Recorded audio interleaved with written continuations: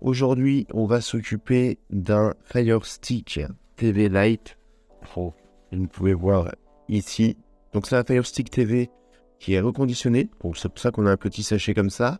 Mais on a bien le Fire Stick TV Lite et sa petite télécommande. Dedans, on a également donc un chargeur USB.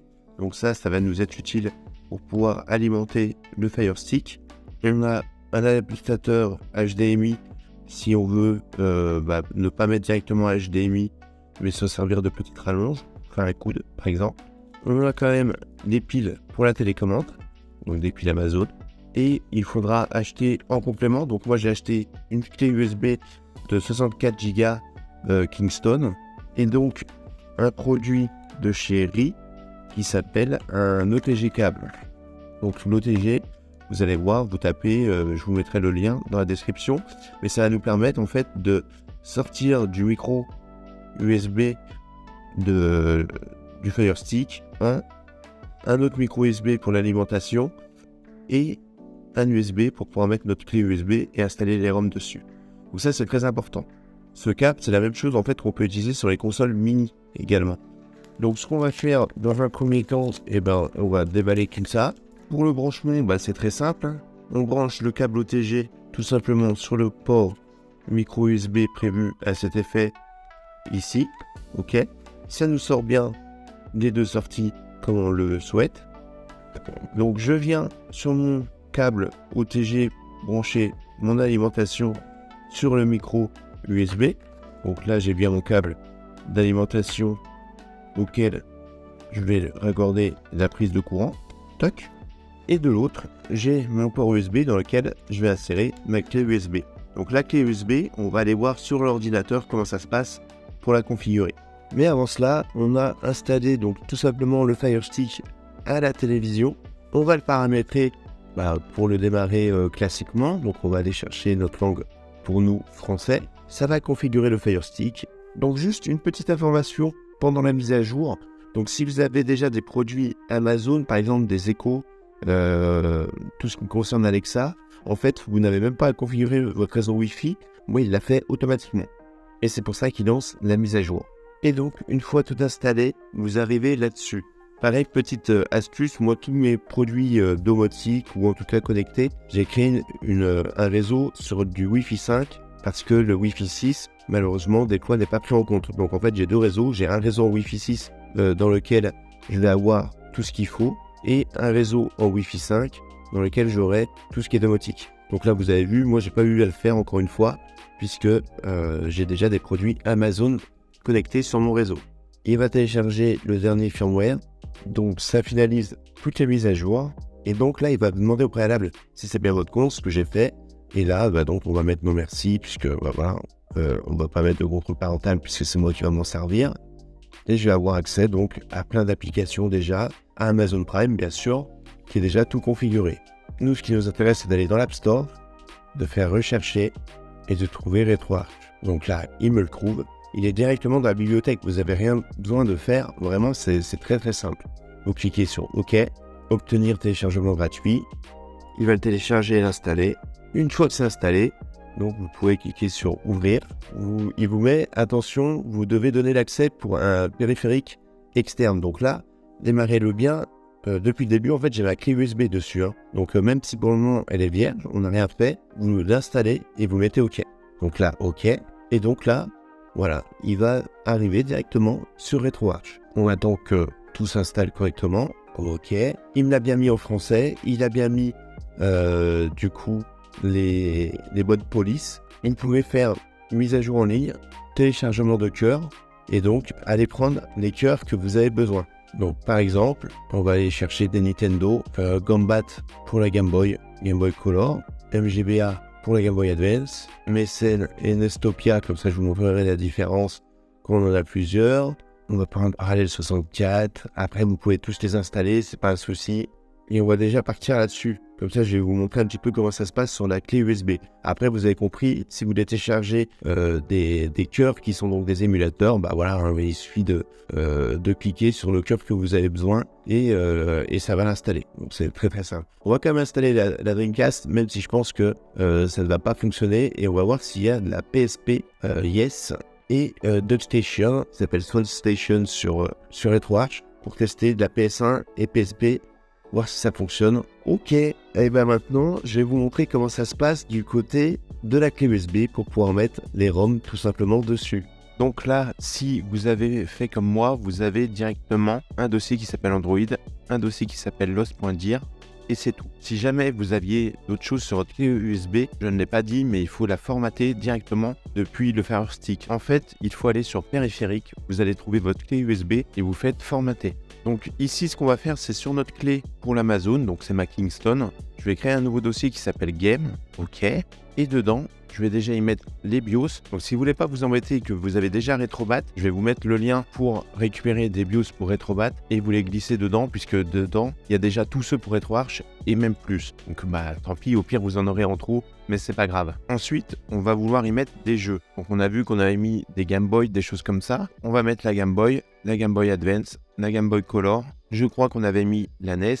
Et donc, on voulait essayer la Dreamcast, la PS1 qui s'appelle PSX et la PSP. Donc tout ça, on le copie et on le colle directement. Ok. Et dedans, donc je vais choisir quelques jeux que je veux mettre à l'intérieur. Donc si jamais j'ai fait des vidéos avec des packs de ROM, donc n'hésite pas à aller regarder ces vidéos. Donc on va essayer des jeux un peu gourmands. On va mettre Dead or Alive 2. On va essayer Jet Set Radio. Donc je bascule tout ça dedans. Donc là, suivant les clés que vous avez, voilà, là je passe d'un disque dur externe à une clé USB. Donc ça va être un petit peu long. Je vais couper et je vais vous montrer juste après comment ça fonctionne. Donc une petite chose, si vous avez des fichiers donc qui sont en .zip, moi je vous conseille de plutôt les mettre dézippés. Ça évitera en fait que Fire Stick ait besoin de décompresser les jeux. Donc là, on va pouvoir tester donc de la Game Boy, de la NES et de la Dreamcast et voir ce qu'il en est directement. On va attendre que les BIOS se finissent de télécharger et on va repasser du côté Fire Stick. On est de retour sur la Fire Stick. Donc là, on va... Ok, il y a une mise à jour de la télécommande cette fois. Donc, dans les réglages, on va aller voir donc ce que je disais tout à l'heure pour les périphériques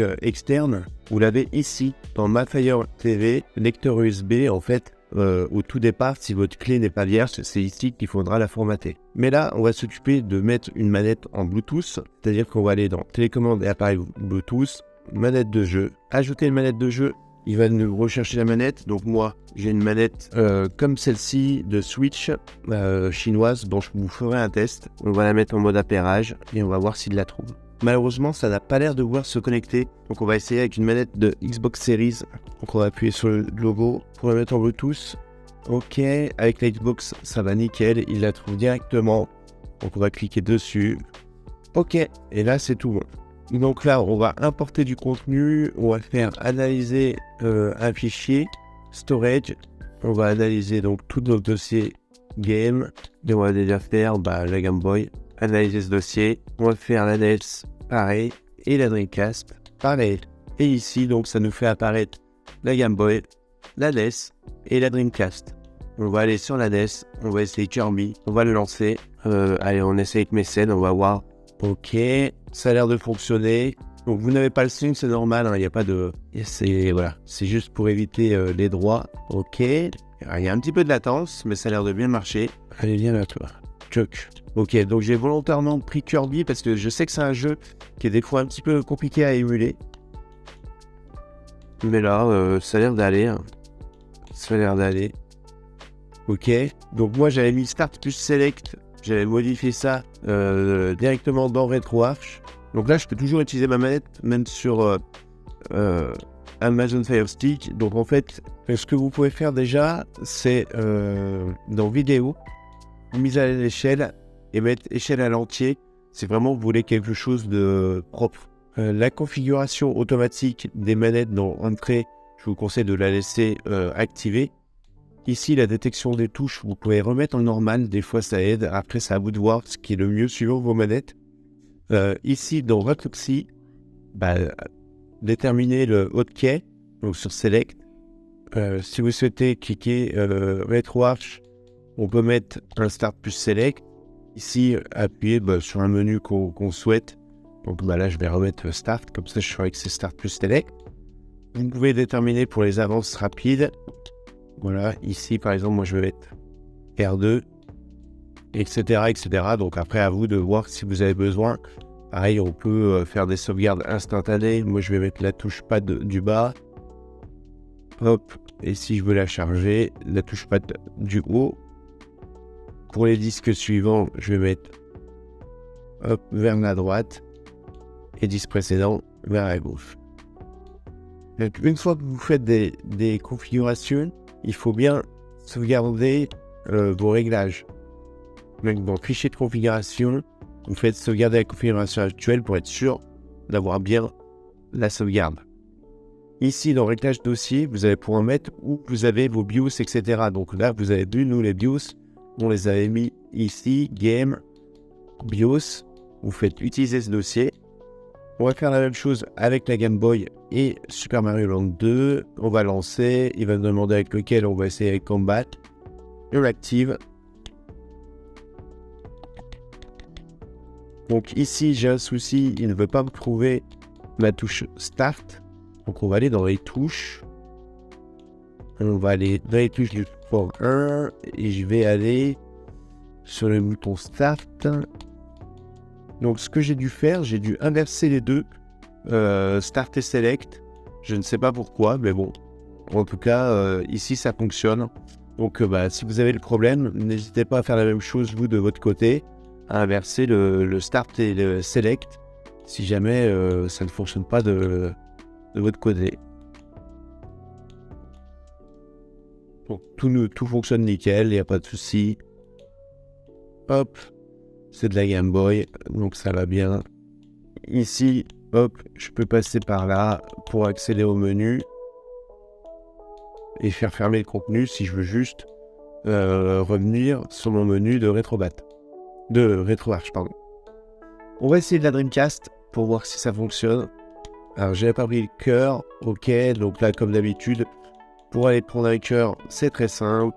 Vous allez dans mise à jour, téléchargement de cœur. Et on va aller chercher la Dreamcast. Donc c'est Sega, elle est là. Ok. On revient. On retourne dessus. Et ce coup-là, j'ai bien Naomi Firecast. Ok. Je lance. Et on va voir si ça tourne sur un Fire Stick Lite. Donc la même chose, j'ai un petit souci avec le Start. Donc je ne sais pas si c'est parce qu'on l'a mappé comme un raccourci. J'aurais peut-être pas dû le mapper en plus dans le raccourci. Donc ça, on pourra essayer de le changer pour voir. Et je vais inverser mes deux. Hop. Ah mais il veut pas me mettre le select. Si, c'est bon. Ok, c'est que c'est inverser les start et les select. C'est pas grave, on va le faire comme ça. Ok. Hop, hop. Alors pour le moment, ça a l'air d'être fluide. Je suis assez surpris. Parce que je vous rappelle, c'est un produit qu'on a acheté 17,99€. Il se branche directement sur la télé. Oh là là, et c'est fluide les mecs.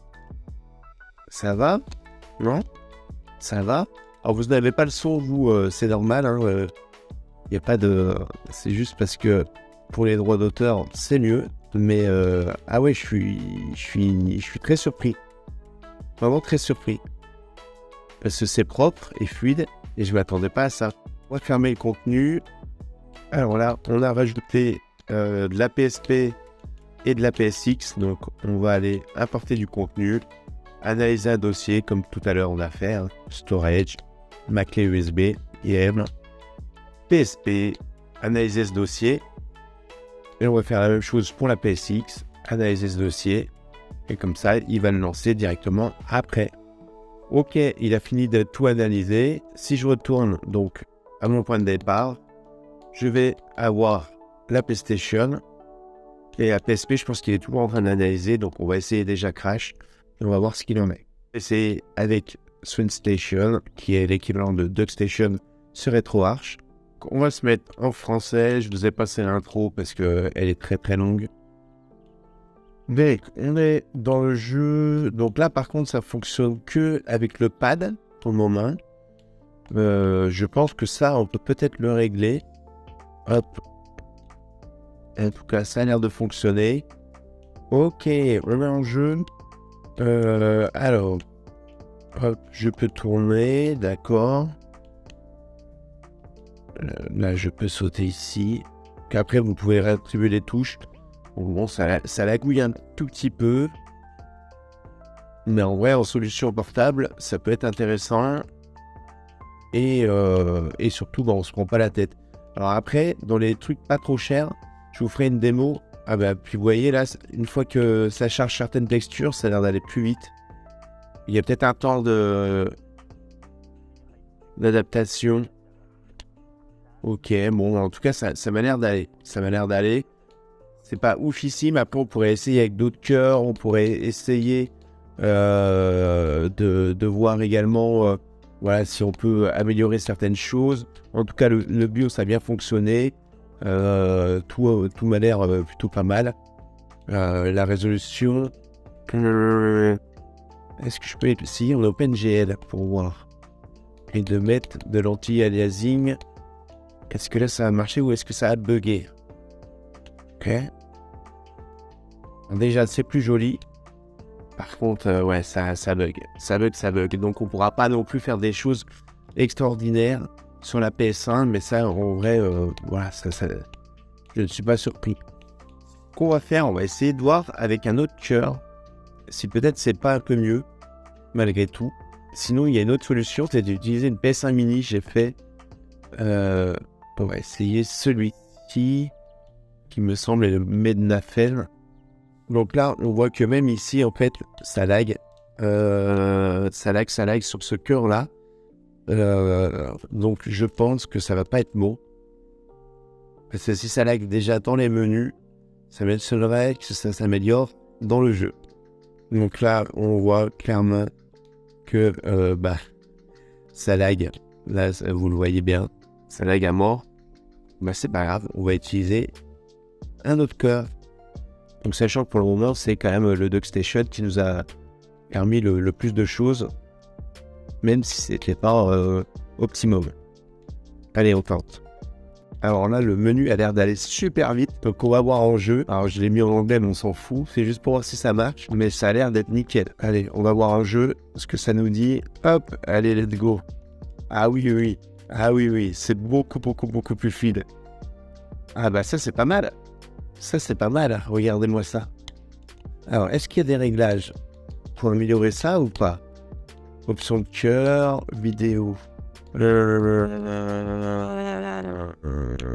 Je ne pense pas. J'ai pris le plugin. On va essayer d'activer ça. Est-ce que ça marche? Alors, c'est un tout petit peu moins fluide, mais en vrai, ça reste pleinement jouable et c'est beaucoup plus joli comme ça. C'est beaucoup plus joli comme ça. On va pas se mentir. Voilà, franchement, ça marche plutôt bien. Je suis surpris, mais ça marche plutôt bien. Donc, il nous reste à voir la PSP et en fait, ça n'a pas fonctionné, je pense, parce que on était avec un point ISO, mais point CSO, qui est un fichier compressé. Donc, on va essayer de voir en enlevant le point CSO si ça fonctionne. Donc là, j'en ai profité pour ajouter la N64 et la PSP, donc en ISO et pas en CSO. Donc, faites attention à ça. Parce que suivant les formats, il faut vraiment que ce soit des formats d'origine, sinon ça va être compliqué. Donc on va rajouter la N64, voilà, ça c'est fait. Et la PSP, hop. Donc le Ratchet & Clank, normalement c'est un petit peu plus long, mais ça devrait fonctionner, j'espère, un point ISO au lieu de point CSO. Ok, donc là, ça a l'air d'être ok. Et on a bien, donc en effet, la PSP et la Nintendo 64 qui sont rajoutées. Donc la PSP, on va aller voir ça de suite. On va utiliser PPSSPP, ok, on va lancer et on va voir ce que ça nous dit. Non, la PSP, ça n'a pas l'air de vouloir avec Network. On va essayer la Nintendo 64, donc j'avais mis Parallel 64 normalement. On va voir ce que ça nous dit. Donc ça a l'air de fonctionner, comme d'habitude, on a le souci avec le bouton Start, mais ça, en vrai, ça m'a l'air plutôt pas mal. Donc ici, ce que je vais faire, je vais essayer de télécharger PPSSPP. Alors ouais, il s'appelle PPSSPP Gold, donc j'espère qu'il est quand même gratuit. Apparemment, pour le moment, il ne me demande pas de payer. Pour voir si directement avec l'appli PPSSPP, on peut démarrer des jeux PSP. Ici, est-ce que je peux utiliser ma manette? Ça m'a l'air ok. Ça m'a l'air d'être en français. Voilà, on peut revenir en arrière, aller chercher notre clé USB dans Game, dans PSP. Il me voit le Ratchet & Clank et est-ce que je peux le démarrer? Au moins il démarre. Encore une fois, il me trouve pas ma touche Start. Alors est-ce que c'est un problème de ma manette aussi peut-être? Hop, commande. Assignation des touches. Qu'est-ce que le Start? Je peux le rassigner ailleurs. Ah, parce que ok, elle s'appelle pas. Donc ok, c'est bien Start. C'est bien le Start, mais le Start de ma manette ne s'appelle pas comme le je voudrais. Et je pense qu'en fait, sur RetroArch, c'est peut-être le même souci. Il faudrait que je mappe tous mes starts avec le bon bouton de la manette. Ok, en tout cas, ça a l'air de marcher. On a de la PSP en plein écran quand même. Donc ça, c'est cool. Je vais passer un petit peu tout ça. Ok, et là, on est dans le jeu. Et franchement, pareil, c'est propre. Ça marche bien. Je suis quand même surpris pour un truc à 18 balles. Ce qu'on peut faire, en vrai, c'est quand même cool. C'est quand même cool parce que je pense qu'on peut faire plus qu'une PS1 mini dans l'absolu, au final. Puisqu'on a aussi de la Dreamcast qui a l'air de mieux marcher. La PSP qui fonctionne bien aussi. Et en plus, ça vous fait Media Center. Donc, pour le prix, c'est plutôt pas mal. Vous pouvez l'emmener facilement. Donc, voilà, produit que je peux vous conseiller. En tout cas, j'espère que la vidéo vous a plu. Comme d'habitude, si tu as aimé la vidéo, n'hésite pas à liker, à lâcher un pouce vers le haut et à t'abonner. Et on se retrouve à très bientôt. Ciao, ciao.